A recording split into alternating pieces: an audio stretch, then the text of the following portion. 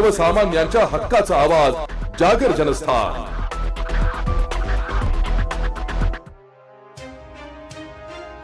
Iran, America, Israel यांच्यात सुरू असलेल्या युद्धामुळे मनमाडच्या पाणीवाडी भागात असलेल्या इंडियन ऑइल इंडियन गॅस कंपनीतून राज्यभरात केल्या जाणाऱ्या गॅस पुरवठ्यावर कोणताही परिणाम झाला नाहीये।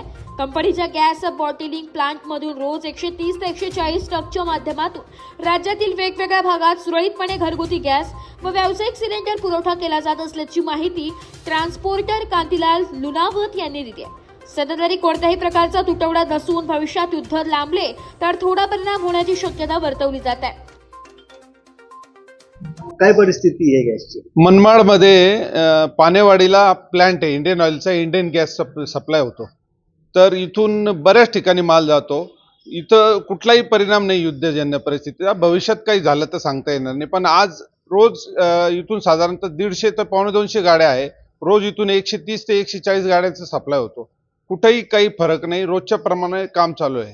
कुठे कुठे सप्लाय होतो? इथून सप्लाय नांदेड साईड, नांदेड जिल्हा, त्याच्यानंतर जळगाव जिल्हा, धुळा जिल्हा, बॉम्बे साईड, नाशिक जिल्हा, इथे अशा ठिकाणी इथून सुरळीत पुरवठा चालू आहे।